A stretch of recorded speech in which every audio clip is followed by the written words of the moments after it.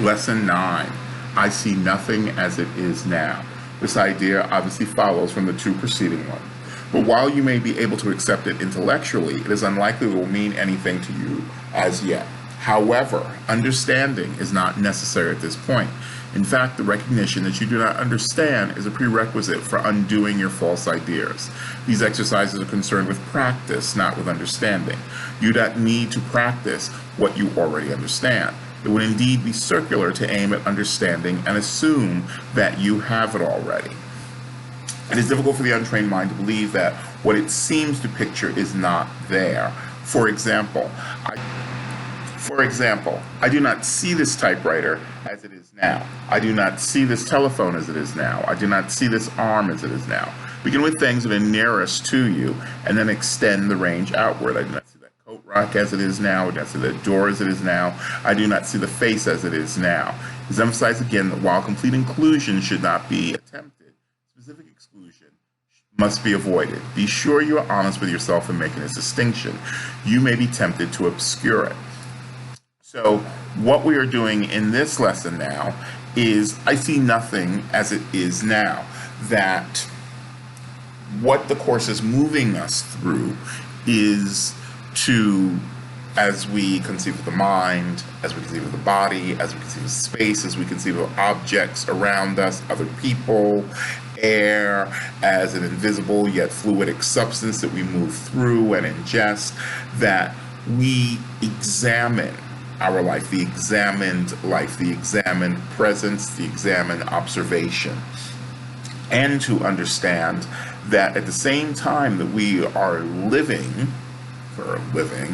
in this perceiving body, because that's what our body does, it perceives everything from touch to sight to sound to all the various wavelengths and vibrations and frequencies that our body perceives, that our mind does not see anything as it is now. And again, the Course is playing with time, space, the body, and death not existing. So if I see nothing as it is now, then I must examine the word see, perception, which comes from my mind. Nothing or anything, or an object or a body or a fluidic substance or water or air or gases or even light, as it is in its present localized state. And most importantly, now we have our time concept word of now, so that what the Course is saying, or what the Course is trying to get us to perceive, is that I may look at something, and just by looking at it and identifying it, I'm not seeing what it is. I'm seeing what I perceive it to be, what I project in my perception that the chair is, that what my arm is, what the video screen is, what the camera is. Those are all my projections of stuff. So that say, okay, well, then does subjective or objective reality exist? Yes, it does. But it exists through our singular perception and our collective perception. So part of how I know what a tree is, what a car is, what a chair is that all of you, for the past 30-something years, 40 years, have constantly re-taught me what something is. Hey, that's a tree. That's a tree. That's a tree over there. That's a park. That's a park full of trees. That's a forest. Do you see the forest? Well, the forest is made up of trees. Hey, look, you can buy a small tree and have it in your house. Hey, let's plant a tree. That tree's dying.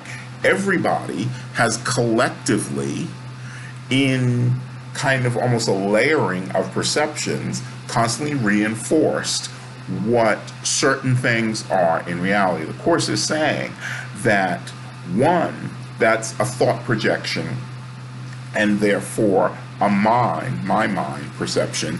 And at the same level, I truly don't know what that thing is now.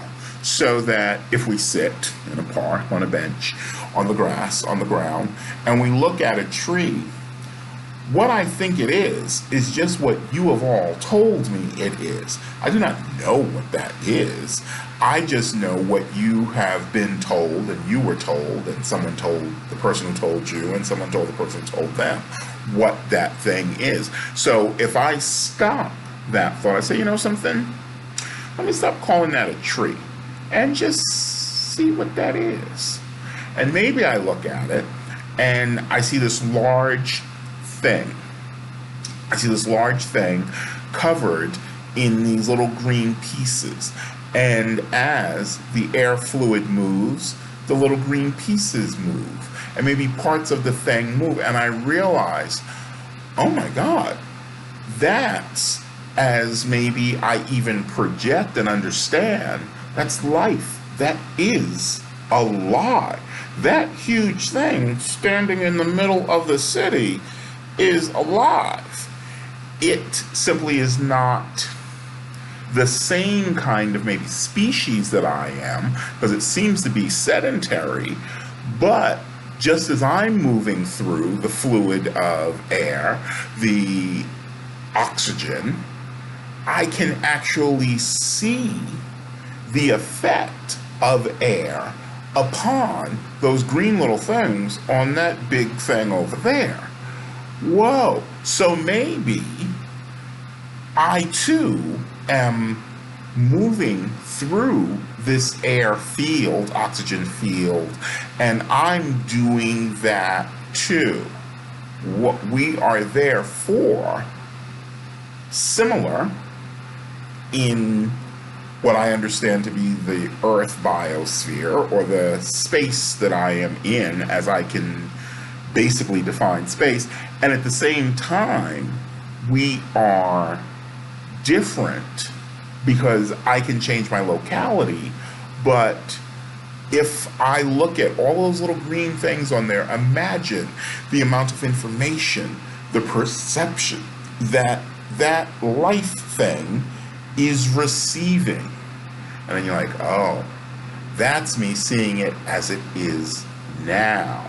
Not in the past, where I was wholly perceiving it just through information and reinforcement from others. As always, I'm your host, Kyle Phoenix, for the Kyle Phoenix Show, and we're working on A Course in Miracles through the lessons. And as always, you can email me at kylephoenixshow@gmail.com. And our show comes on, of course, Manhattan Neighborhood Network, which is Spectrum Cable, 11:30 p.m. Eastern Standard Time. And if you go to mnn.org, probably notes below this where you can see a live streaming of the class, or catch up on our videos here on YouTube. Thank you so much, and have a good day.